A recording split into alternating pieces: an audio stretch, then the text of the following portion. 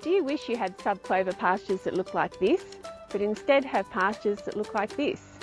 The difference is just a few simple management changes.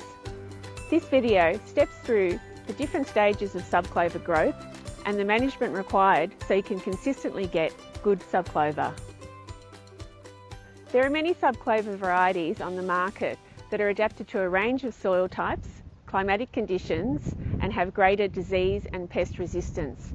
They offer greater production than older varieties. However, for most of us, we're not interested in resowing or oversowing clover. We just want to make the most of what we already have. In some cases, estrogenic clovers still persist in our pastures, which can cause sheep fertility problems, like yarloop, dwelling nup and dinning nup. For these, we need to know what varieties are there so that we don't encourage their growth. There are 5 main stages in the life cycle of sub-clover: seed softening, germination, vegetative growth, flowering and burr burial.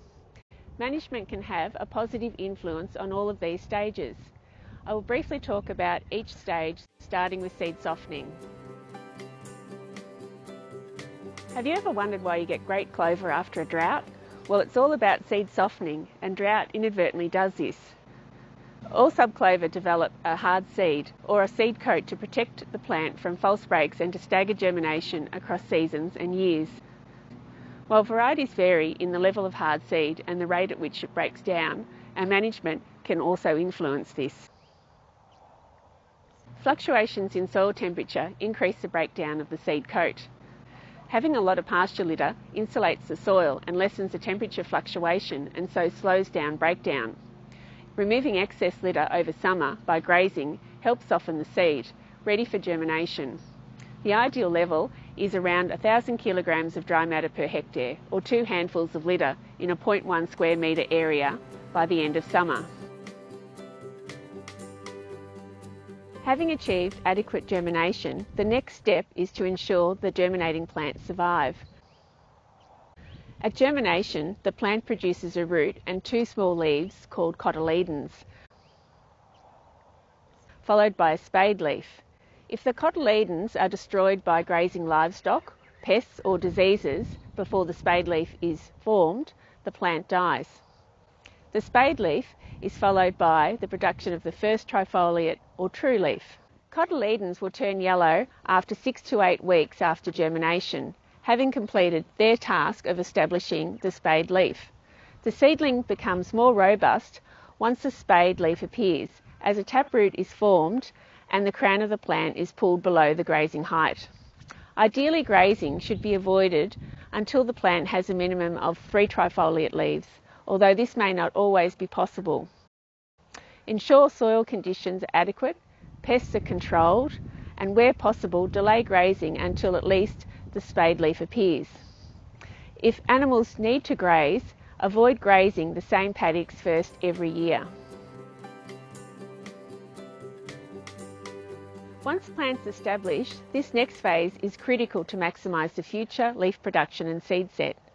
Sub-clover grows from a central point, producing branches that commonly grow horizontal to the ground. Along each branch, between 8 to 16 leaves are produced, which gives the plants a rosette appearance. Grazing stimulates leaf production by enabling light to reach the crown of the plant. A closely grazed sub-clover plant will have smaller leaves but more of them, compared to a laxly grazed plant. Maximum sub-clover production is achieved by frequent heavy grazing to 1,000 kilograms of dry matter per hectare, rather than light grazing combined with long periods of spelling. This is counter to the rotational grazing mantra, so should only be used when deliberately trying to maximise sub-clover flowering and seed set.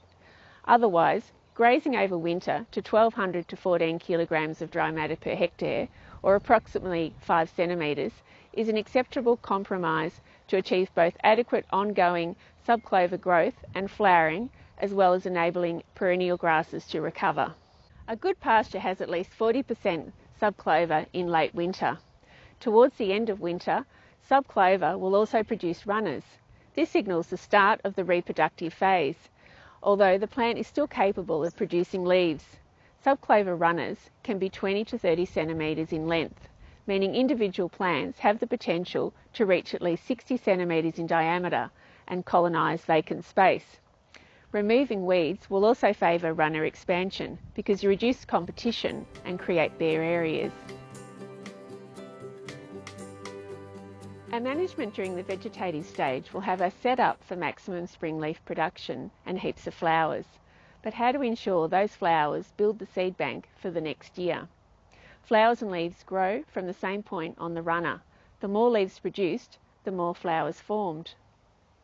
Leaf production lessens once flowers appear on the runner, as energy is redirected into filling the seed rather than growing leaves. Grazing should be reduced once the flowers become visible. Aim to maintain 2,000 kilos of dry matter per hectare, approximately 8 to 9 centimetres in height. Don't heavily graze or cut fodder, as this removes many of the flowers. Also control insect pests, especially red-legged earth mite, if they are in large numbers.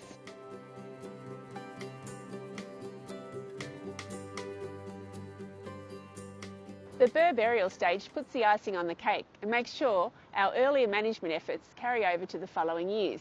As the flowers mature, they form burrs, with the least mature burrs being at the end of the runner.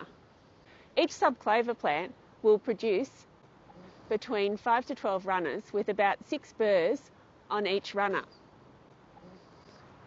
Each burr will contain 3 or 4 large seeds. This means one plant can produce more than 100 seeds. Burr buried in the soil is protected from grazing and is more likely to germinate successfully in subsequent years than surface burr. Burr on the soil surface can be more readily grazed by sheep, is prone to predation and is less likely to establish successfully when it germinates because its first root is exposed. Only 1% of the seed eaten survives the chewing and digestion process. Lax grazing, which allows the pasture to get overgrown, decreases the amount of burr burial. We require 20 to 30 kilos of sub-clover seed per hectare to germinate at the start of the season. Because of hard-seededness, only 20% of the seed in the soil will germinate each year. So to achieve a high clover content, the pasture needs a bank of 200 to 300 kilos of seed in the soil per hectare. That's a lot, especially when sowing rates are typically only 5 to 10 kilos per hectare. While we can't graze every paddock this way every year, applying these principles where you can will help increase or maintain sub-clover in your pasture. To recap, the key points are: manage dry matter over summer to the 2 handfuls of litter to encourage hard seed breakdown. Aim to reach 3 trifoliate leaves before grazing. Keep pastures grazed to 5 centimetres, which is 1,200 to 1,400 kilograms of dry matter per hectare during winter. Graze to around 2,000 kilos per hectare during spring and control red-legged earth mite if needed.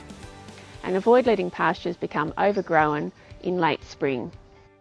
To access more information on sub-clover management and other pasture-related resources, visit the MLA or Southern Farming Systems website.